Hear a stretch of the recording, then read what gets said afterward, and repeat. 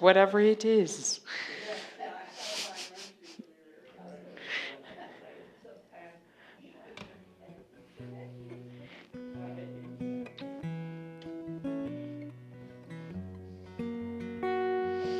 $128. Strings on this guitar, so Special. plays it more often.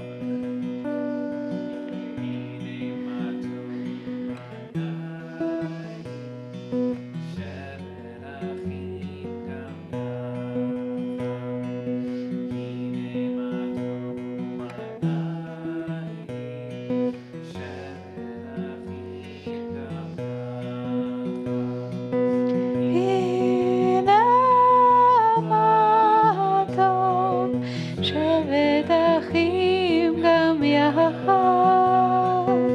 הנה מה טוב, שבת אחים גם יחד.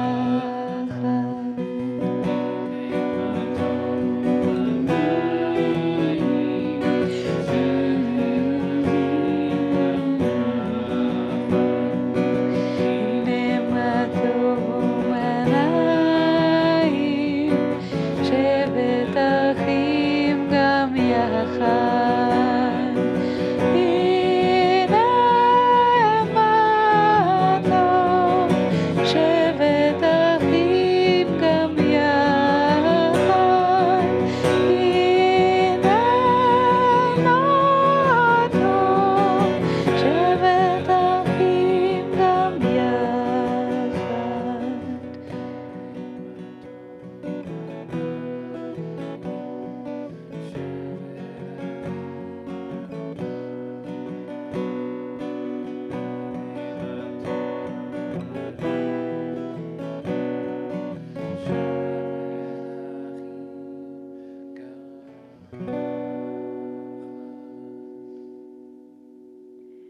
Shabbat Shalom.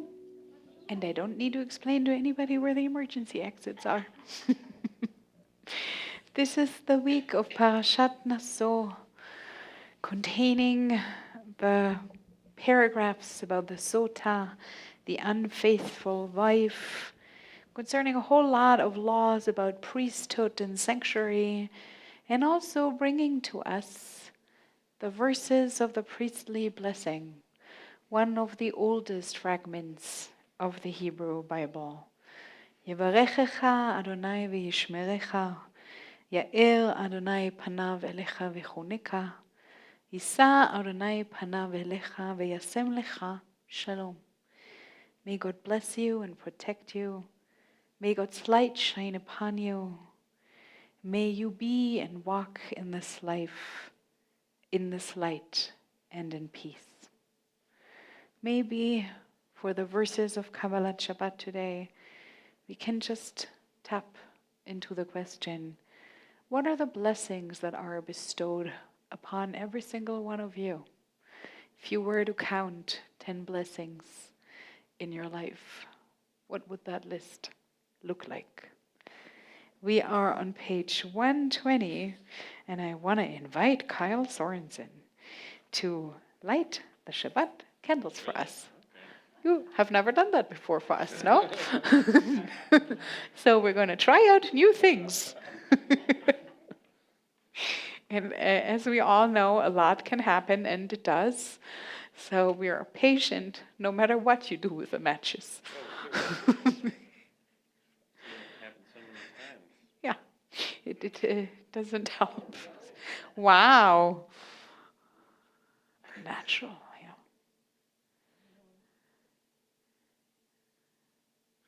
yeah. See? My kids always do for Mother's Day a list of my mother is blah, blah, blah years old and her favorite food is, and she's really good at. And Zivi said, lighting candles. I do that a whole lot. Well, that can work. You can use a second one. Well, it burned off the wick. Oh.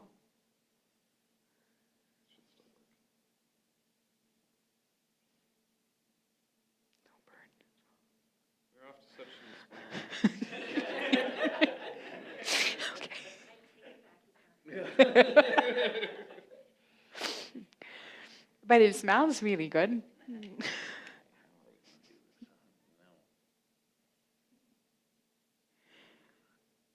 Yes. Good. Okay. And we gather the light onto our eyes until we feel the weight of the week float away.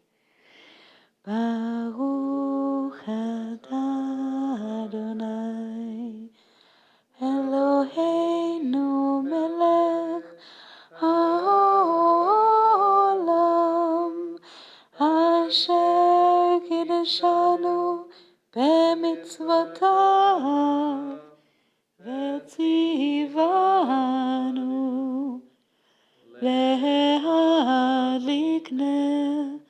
להדליק נר של שבת.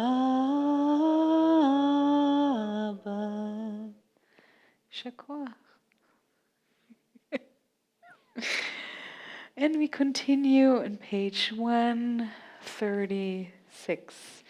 There are three nouns that seem to be so closely related: blessings, gratitude, and gifts.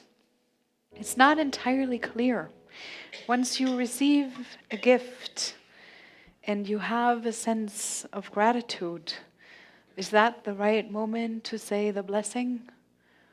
Or do you first say the blessing and then you cultivate, you create a sense of gratitude, and then you realize, oh, I've been gifted something. However you want to think about it, as a practice of gratitude, as a shower of blessing that pours down on you, whether you notice it or not, or maybe just life as a series of gifts, and the absence are off. Think about it in all the different ways. Page 136, for the blessing of a full week, for the blessing of Shabbat.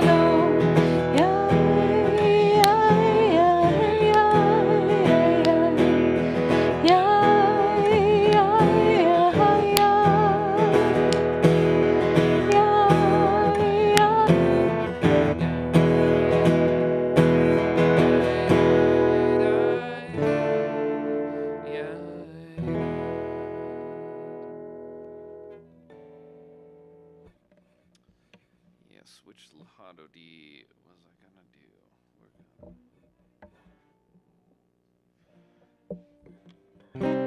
We're gonna do the one that I can remember the melody of right off.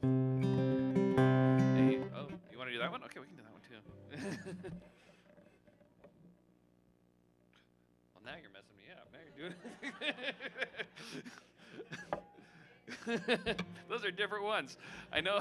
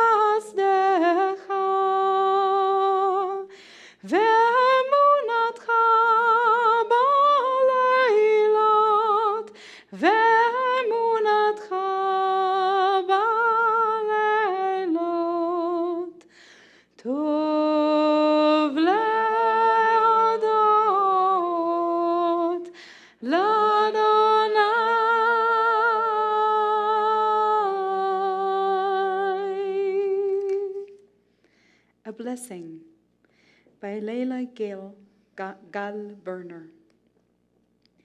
May the Shekhinah, the holy presence that brings forth the female in the divine, spread her wings over you and protect you. May her light shine upon you with compassion, and may her countenance illumine your lives with wholeness and peace. Please rise, page 146. Baruch hu et Adonai HaMevorach. Baruch Adonai HaMevorach le'olam va'ed. Baruch Adonai HaMevorach le'olam va'ed. Please be seated. Baruch atah Adonai Eloheinu melech haolam asher bidvaro mariv arabim el chai vekayam tamid yimloch aleinu leolam va'ed. Baruch atah Adonai amariv arabim. Page 150. Ahavat Olam, with everlasting love.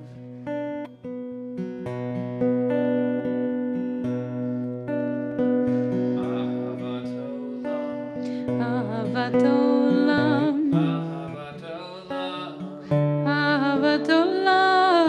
Ahavat Ahavat Olam. Olam.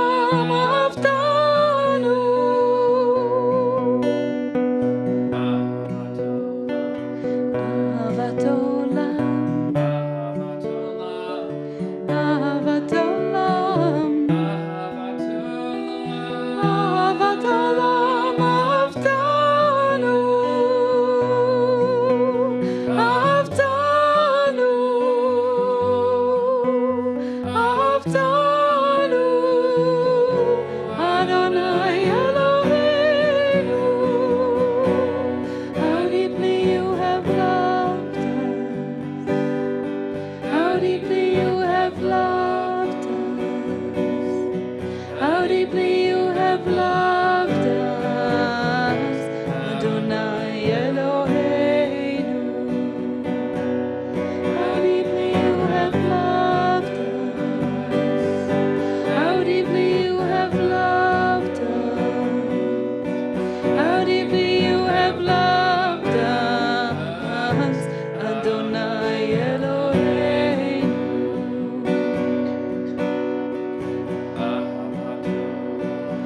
Ahavat Olam. Ahavat Olam. Ahavat Olam Ahavtanu. Ahavtanu. Ahavtanu.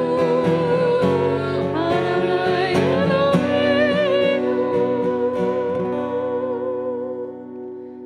ואהבתך אל תסיר ממנו לעולמים. ברוך אתה אדוני אוהב עמו ישראל. 152. שמע ישראל Adonai Eloheinu, Adonai Echad. ואהבת את אדוני אלוהיך בכל לבבך ובכל נפשך ובכל מאודיך. והיו הדברים האלה אשר אנוכי מצווך היום על לבביך, ושיננתם לבניך, ודיברת בם, בשבתך, בביתך, ובלכתך בדרך, ובשוכבך ובקומך, וקשרתם לאות על ידיך, והיו לטוטפות בין עיניך, וכתבתם על מזוזות ביתך ובשעריך, למען תזכרו ועשיתם את כל מצוותיי, והייתם קדושים לאלוהיכם. אני אדוני אלוהיכם, אשר הוצאתי אתכם מארץ מצרים, להיות לכם לאלוהים. אני אדוני אלוהיכם, אדוני אלוהיכם אמת. Page 158. It's okay, we have time. I need to read something first. Okay. For the Raising of Kinder Hands by Devin Spear. May the Lord bless and keep you, just as you have been made, and as you have chosen now, in and through your body to be. May you draw nearer to God every time you meet your own face in the mirror, or along the glass of a store, or if you slip, fall, or one pushes to the sidewalk, or are pushed to the sidewalk. May God raise you there even in times of sharp, life-shattering descent. And may you know your heart, body, and soul to be whole, even as you find yourself in and amidst the societal holes of racism, queerphobia, and violence of every form. And may those in your path fulfill the unconditional promise of true kindness, to honor how you say you want to be treated, to disrupt and disarm the systems and shackles of white supremacy, to work for change for your name's sake. And may all who meet you turn to your face with the knowing that you bear the likeness of God, that you are deserving of the justice and peace of a fulsome and unafraid humanity, that the world and God's universe shine greater for your being as you are in the world. And may you be protected from every spoken and unspoken, institutional and interpersonal, tangible and intangible harm you face. And may God bless your spirit fully. Amen. Page 158, Micha Mocha, who is like you, God, and who is like every single one of you. No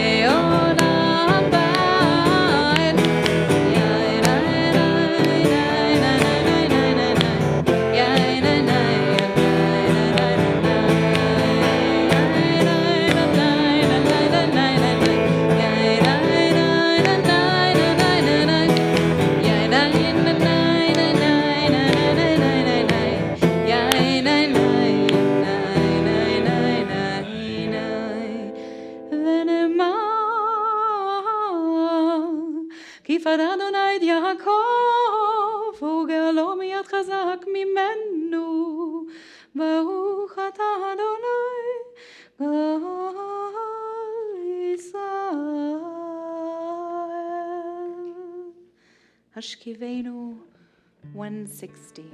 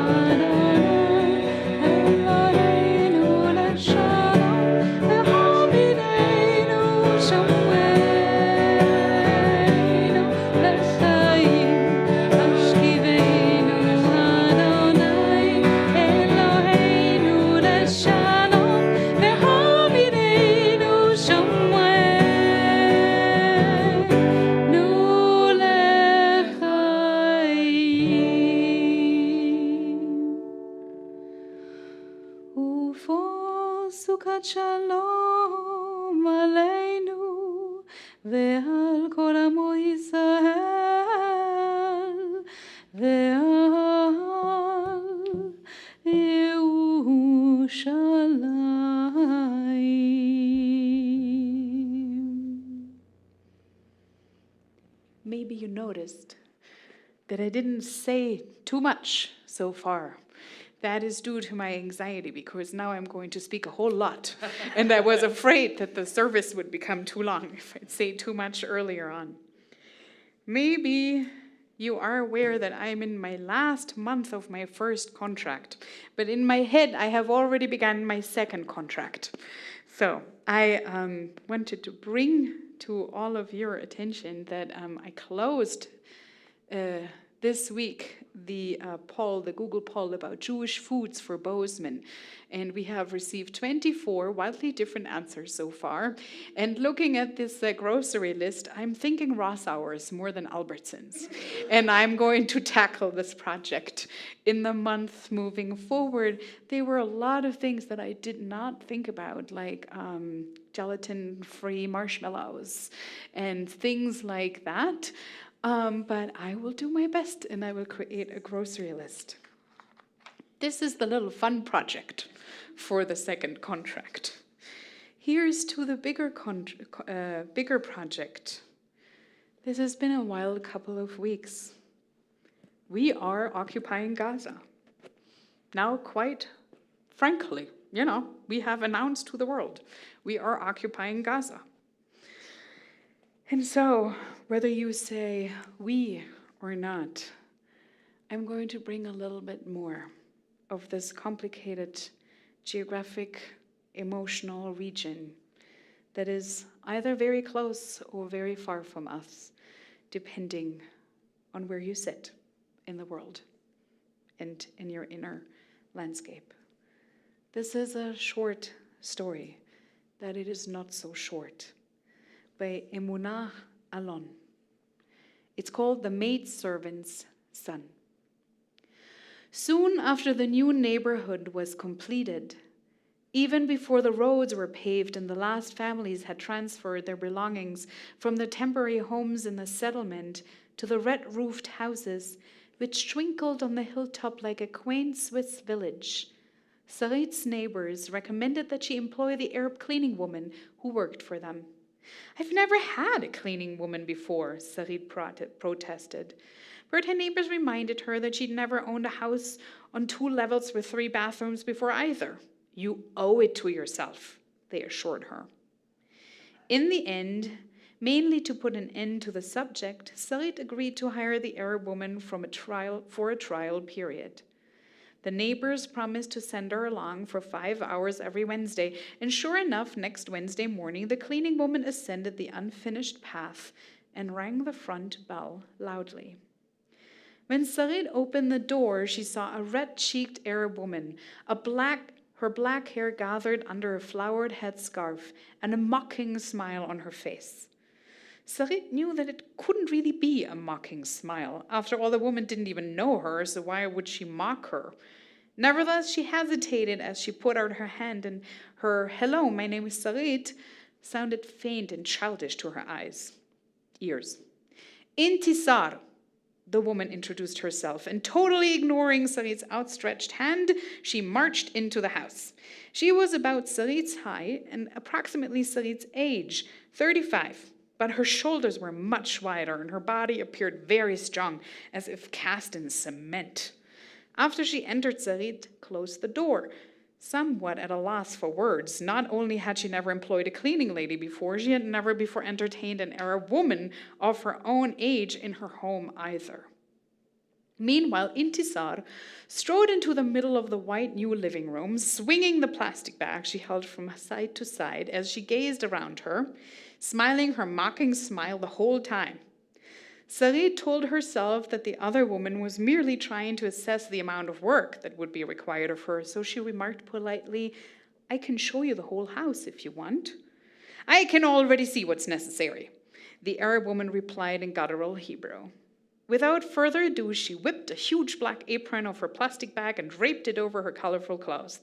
Then she hung the empty bag on a coat hook in the entryway, rolled up her sleeves, and instructed Sarit to provide her with a bucket, floor cloth, and bleach so she could get to work.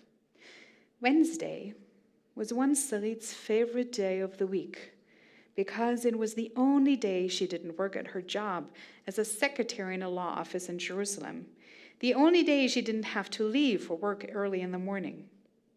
Every Wednesday, she enjoyed taking her young son to nursery school, stopping to gaze at the new flowers waving in the gardens. Together, they would admire the size and charm of their community, and Sarit would tell her son that a few short years ago, there was nothing here but a few terraced hills, which had stood totally barren since the time of the patriarch Abraham. And when they reached the top of the highest hill, the child would indicate the large synagogue under construction, pointing proudly to the changes which had occurred since the previous Wednesday.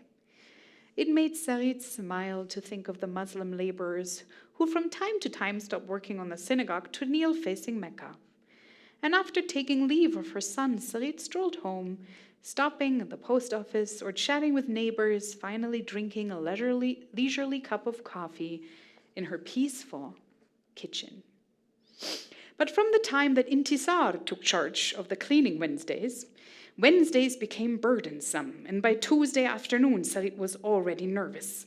Intisar preferred to start her work by washing all the floors, so Sarit was obliged to rearrange all the rooms in the house before she arrived, putting away all the clothes, the books, and the toys, sweeping under the beds and dressers, and emptying out the trash cans. Sometimes she toiled until the wee hours, which both astonished and annoyed her husband Chaim. "Who's working for whom?" he asked his wife as he passed her on his way to bed at midnight, while she continued wiping kitchen appliances or folding towels. But Sarit dared not go to sleep before the entire house with its 2 levels and 3 bathrooms was ready for a thorough scrubbing. The memory of Intisar's mocking smile acted like a concentrated shot of adrenaline in her veins, and once she even found herself plucking dry leaves off a houseplant at 3 a.m. On another occasion, busily cleaning the large mirror in the entryway until it shone, she was startled to hear rolling over the hills the muezzin's summons to dawn prayers. Sarit would open the door fearfully, retreating before her in dread. Intisar would swathe herself in her black tent, hang up her plastic bag, and roll up her sleeves, while Sarit hurried to bring the bucket, the floor cloth, and the various cleaning materials which she was expected to line up on the floor. Then began the splashing of water, the beating of carpets, and the scrubbing of floor tiles. The next duty of the lady of the house was to turn on the stereo radio and locate the Arabic station, which Intisar most enjoyed, making sure that the volume was turned all the way up. While the Sinya's eastern sounds penetrated every nook and cranny of her 2-story house, Sarit grabbed her shopping basket and rushed to the grocery store Before tackling the second floor, Intisar liked to drink a cup of very sweet coffee and eat 2 pitas with hummus, salad, and olive oil, and she preferred newly baked pita with fresh vegetables. Each song was at least as long as The Exile, and the words were incomprehensible to Sarit, but judging by the wails of the singers and the melancholy gloom of the melodies, they all dealt with unrequited love. Accompanied by these mournful strains, Sarit stood in her spanking new American kitchen with its sparkling appliances, chopping vegetables for Intisar's salad. Intisar found Jewish onions tasteless, so she brought 2 little onions from her own garden, instructing Sarit to chop them well. "That's good," Intisar would remark when she saw Sarit's streaming eyes, and the mocking smile never left her red cheeks. "Who's working for whom?" Sarit muttered to herself as she stared through her tears at the refugee camp opposite her kitchen window. There, on one of the gray hills on the far side of the Jerusalem-Shechem road, under the blazing sun of Eretz Israel, lived Intisar with her husband and 6 children. On her very first day at work, Intisar had pulled Sarit over to the window above the Italian marble counter to point to the camp. "That's Jezun," she announced. Sarit gazed at the heap of miserable huts, dotted here and there by pecan and olive trees, and encircled with a stone wall. "Is that your home?" inquired Sarit. The Arab woman chortled. "That's nobody's home," she explained. "Jezun isn't a village at all. It's just the place where we're waiting until we can go back to our land." Sarit wondered silently how they intended to return to their land 2 generations after a kibbutz or a university had been established on it. She regretted that the architect had placed the kitchen window precisely at that spot, facing the road and the camp. "We haven't returned to the land of our forefathers in order to solve the problems of other nations," she told herself, and went to the plant nursery where she bought 5 cypress saplings in black plastic bags. Chaim suggested that they exchange them for fruit trees, but Sarit wanted evergreens, which would grow quickly, planted closely together in a row opposite her kitchen window to block the embarrassing view. Trucks delivered dark earth and fertilizer to the yards of the new houses in the new neighborhood. Sarit's children planted the roots of the small cypresses in the earth. Sarit hoed the garden bed, sprinkled it with chemelized fertilizer, and watered it daily. She even considered playing classical music to the saplings because she had read somewhere that it encourages growth. She had second thoughts when she realized that she was not at all acquainted with the musical preferences of Sumerian cypresses. Would they prefer Schubert symphonies or a song of unrequited love, accompanied by oud and burqa? She decided to settle for fertilizer. For 3 years, Intisar cleaned Sarit's house. During that time, the community grew and developed. The synagogue stood imposingly on the top of its hill, and a new wave of family moved from their temporary houses into the white buildings of a new neighborhood. For 3 years, Sarit wept over the sharp onions which Intisar had cultivated in her temporary garden in the refugee camp. Every few months, she raised Intisar's salary without being asked, and in return, the cleaning woman invited her to sit at her side during her meal of pita and hear about her hard life. Her husband, who worked as a plasterer for an Israeli building firm, missed many workdays when the government imposed closure on the Arabs living in the territories. Her elderly father feared that he would go blind before he realized his life's dream, to see the village on the coastal plain where he was born. And her son, Adnan, had been severely beaten by the young men of Jezun, who erroneously suspected him of collaborating with the Israeli army. It's possible that Sarit was attempting to pacify Intisar, or maybe she wanted to compensate her. What's mine is yours, and what's yours is yours, she would think, hearing the words of Rabbi Akiva in Intisar's guttural accent, and she handed her a pile of children's clothes, hardly used toys, or an aluminium pot large enough to prepare food for an entire family. One day she even went through her own clothes and picked out 2 outfits for Intisar. They were her personal favorites, being both elegant and comfortable, but she preferred to hand them over to this refugee whose size was similar to her own. Intisar received all these offerings with a nod of her head, thrusting them into her bag before hurrying to scrub the 3 toilets or brush the sofas and release clouds of dust. By the end of 3 years, the 5 cypresses had reached the height of the window, but they didn't yet conceal the heap of gray shacks from Sarit's view. They also didn't screen the road where our forefathers passed on their way to Shechem, or the smoke which rose every day or so from the tires which the refugee children burned on the same road. Early one winter's evening, Sarit was startled by a long peal at the doorbell. It was Sunday evening, not Wednesday morning, but when Sarit opened the door, the Arab woman stood before her, her shoulders drooping. Intisar, do you have visitors, Sarit? No, what's going on? Intisar called something over her shoulder and hoisted a cloth bundle lying at her feet. A tall lad appeared hesitantly in the doorway. He looked like a young god. His curly hair was the color of mountain earth. He had delicate, sculpted features, and his green eyes glowed from under long, thick lashes. Intisar hurried him into the house, following hard on his heels with the bundle.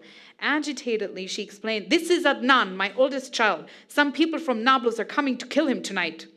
She was trembling. Her 18-year-old son stood with hanging head, his hands behind his back as if handcuffed. "I've brought him to you," pleaded Intisar, "because we have nowhere to run to." Sarit leaned against the wall. The wall seemed to spin around her. Out of the corner of her eyes, she saw her children watching silently from the stairwell. "Sit down," she finally blurted out, indicating the sofas in the living room. The smile that crept over Intisar's face as she sank into the sofa cushions was not one of mockery, but simple gratitude. "What will you drink?" asked Sarit, hurrying to the kitchen to prepare a tray for guests. Intisar sipped some Coca-Cola, while Adnan sat on the edge of his seat, keeping a watchful eye on the large French window facing the hills. He wore the almost new jeans, which until recently had belonged to Sarit's daughter. As a rule, people get rid of clothes when they don't need them anymore. Our matriarch Sarah even got rid of her maidservant Hagar when she had no more use of her. But Sarit often gave Intisar new or hardly used clothing she had bought for her own children. "Adnan is a golden child," explained Intisar, rocking mournfully to and fro, but the Jezun Shabab street gangs suspect him of collaborating with Israelis. Perhaps it's because he has worked as a great deal among Jews and learned to speak Hebrew like an Israeli, or perhaps they simply envy him because he's so clever and kind-hearted. Maybe they think he's following in the footsteps of his uncle Badr, Intisar's younger brother, who was indeed working for the Israeli army until the jihad operatives caught him and left his head next to the mosque in the camp. Ever since Badr died, the Shabab were after Adnan because they knew he was very close to his uncle. But Adnan never betrayed Palestine, cried Intisar. He would never do such a thing. The camp hooligans had falsely accused him, and now the jihad people were coming to kill him because they believed the Shabab. And he, hissed Intisar furiously with a nod to indicate Adnan, at first he refused to come here. I said to him, let's run away, but he said, one must not flee from the jihad because in the end they always get their way. And if they want to kill someone, he's dead. Adnan hung his head on his slender neck, while Intisar hid her face in the large, calloused hands. Tormented and afflicted, Hagar and Ishmael, her son, were driven from the home of Abraham. Alone and helpless, they wandered in the wilderness. Sarit felt strong and powerful. She instructed her 2 older children to clear their room for the guest and move in with their younger brothers. Thank you, miss, murmured Adnan as his beautiful olive eyes glanced round the tidy room with its freshly made bed and the picture on the wall depicting a ship in full sail on a deep blue sea. In a low voice so that his mother wouldn't hear, he added, but my place is not here. Not here? Sarit repeated. I should be in Jizun now, he replied sadly, but said no more. Hurry up, Sarit commanded herself. Knead and fry for them. Set up the best meal you can. Chop up the hottest onions you have and let the tears take care of themselves. After the meal, Intisar returned to Jizun, but not before she kissed Sarit's hand and whispered, You're a good Jew. I won't forget this. She parted from her son with a fierce hug and a brief argument conducted quietly and hopelessly in Arabic. Adnan shut himself up in the bedroom, which the older children had vacated, and when Chaim returned from work, the house was quiet as an abundant Arab village. Sarit had nearly finished washing the dishes. Chaim listened to his wife's tale with a smile on his face as he watched the evening news on television. You don't say, he remarked, each time her torrent of words stopped for a moment. You don't say, you don't say. It was only when she expressed her concern for Adnan, who looked so miserable and hardly ate anything, that Chaim burst out laughing. Loss of appetite should be his biggest problem, he declared. Sarit awoke at dawn to the sound of the muezzin echoing off the hills and thought of Adnan safely asleep in her house. She listened to the 7 o'clock news as she prepared to leave for the lawyer's office, pouring cacao for the children and packing their lunches. Suddenly, her ear caught the announcement of a killing, which had taken place during the night in the Jizun refugee camp in the heart of Samaria. The radio announcer reported that security forces were investigating the murder to ascertain whether the victim was suspected of collaboration with Israel. Just then the doorbell rang loudly, and Intisar burst into the house, barefoot and dressed in her black work clothes. Her eyes darted around the room and she was breathing heavily. Good morning, Intisar, said Sarit. But for the poor refugee, it was apparently a bad morning because she stood in the doorway with her hand on her heart as she feared she would lose it. The jihad killed someone in Jizun, she sobbed. Her voice was that of a wounded animal. They burned him and placed him next to the mosque. He's all black, all burnt. He's unrecognizable. You can't see what he's wearing. I couldn't see if it was Adnan or not. But Adnan is here, fast asleep. Sarit tried to soothe her. She didn't understand why Intisar flew up the stairs to the 2nd floor and flung open the door of the bedroom until she saw her fall at the floor of the sailboat on the empty bed with its clean sheets exactly as it had been prepared the night before. Sarit stood there stunned. In her hand she gripped the bread knife. Her children stood by her side ready for school.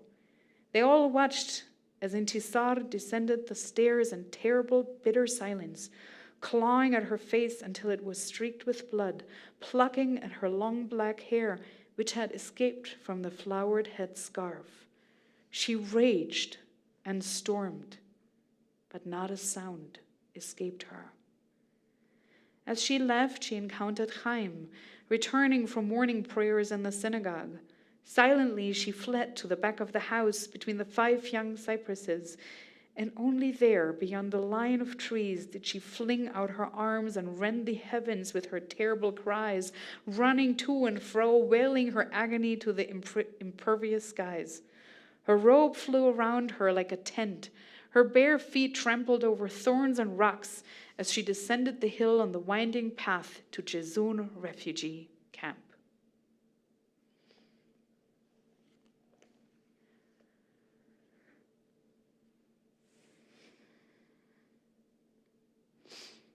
This is it. All the things, all at once. The beauty and the kindness, the tastes and the landscapes, the stories, the violence, the murderous, blood-curdling violence.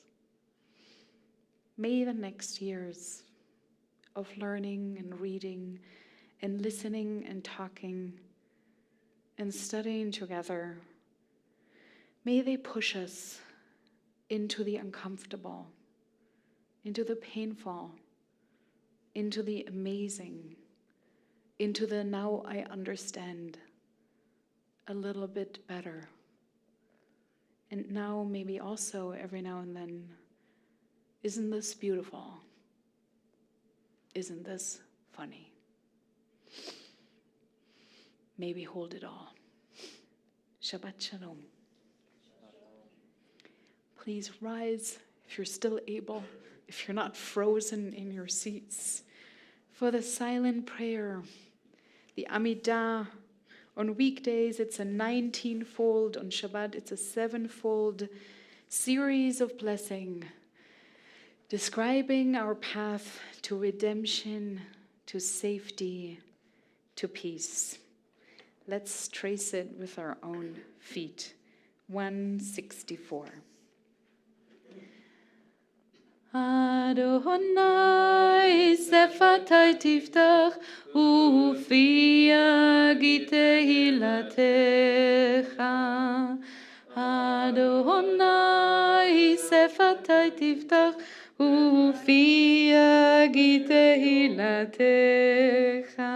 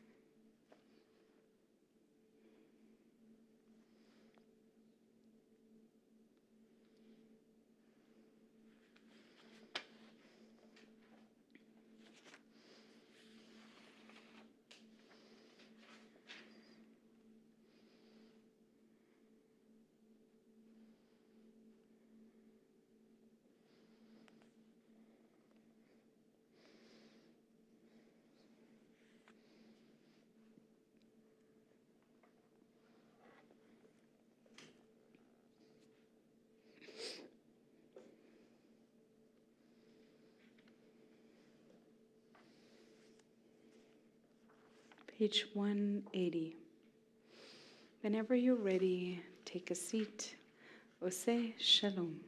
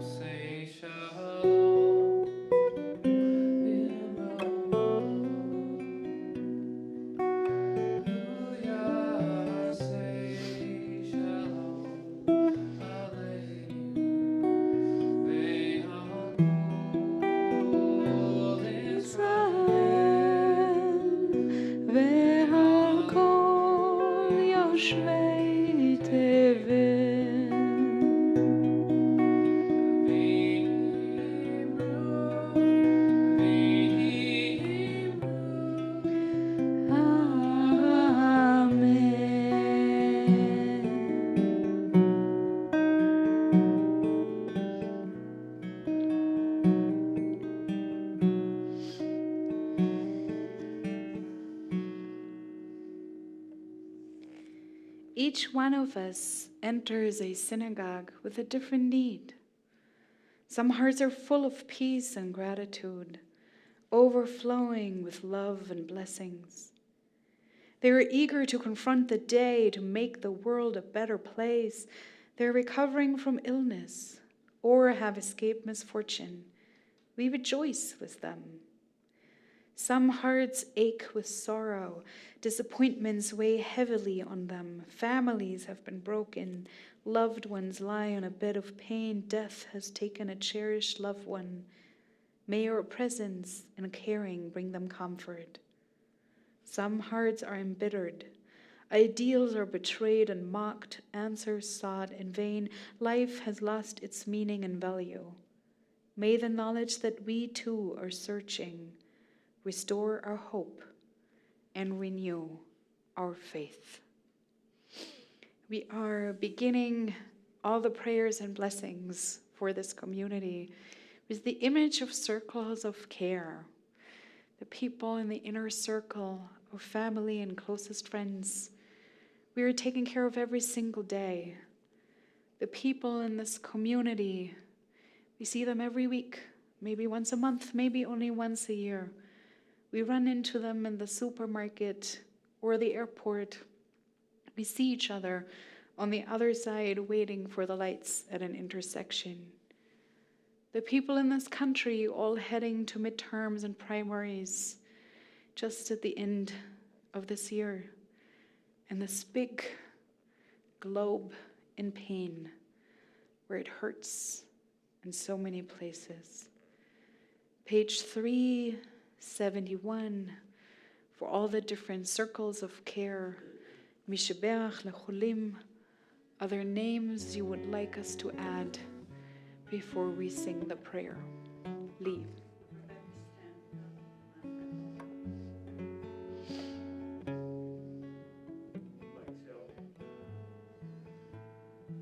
Diane.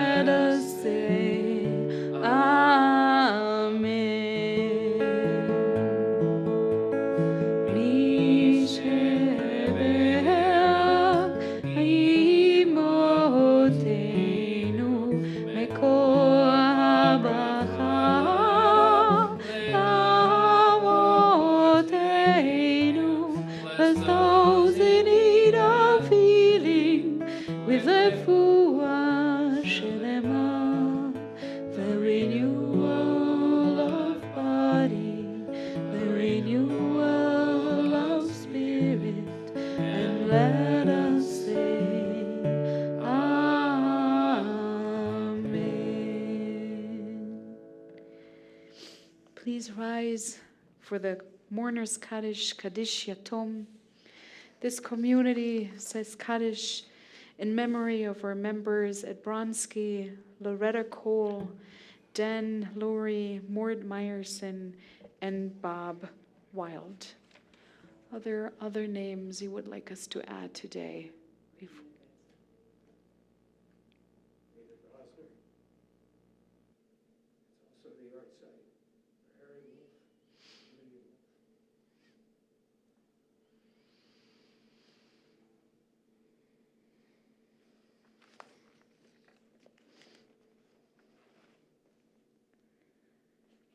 יתגדל ויתקדש שמי רבה, בעלמא דברה חירותי וימליך מלכותי, בחיי חון וביום חון ובחיי לכל בית ישראל, בעגלה ובזמן קריב ועמו אמן.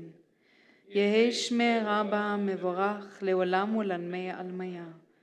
יתברך וישתבח, יתפאר ויתרומם ויתנשא, ויתהדר ויתעלה ויתהלל שמי דקודשה ברכו. לאלה מן כל ברכתה ושירתה, תושבחתה ונחמתה, דאמירן בעלמה ואמור אמן. יש למה רבה מן שמיא, וחיים עלינו ועל כל ישראל ואמור אמן. עושה שלום במרומיו, הוא יעשה שלום עלינו ועל כל ישראל ועל כל יושבי תבל ואמרו אמן. Please be seated. Page 627, the prayer that I have started to think about as the prayer of dualism. How many opposites can you hold at the same time? Shalom Aleichem, both of you angels. Shalom Aleichem, Malachei HaShavim, Malachei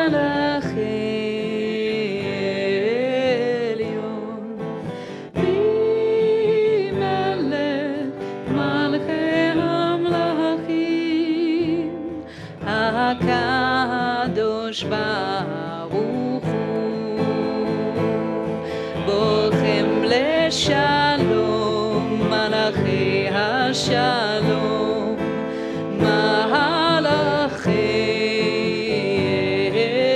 עליון,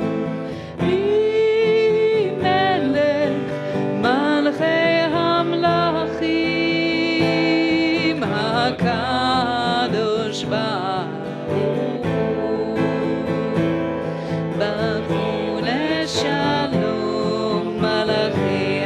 Shalom, Malachei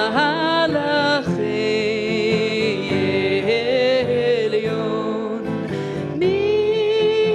Melech Malchei Hamlachim, HaKadosh Baruch Hu, Tzedchem Leshalom, Malachei HaShalom.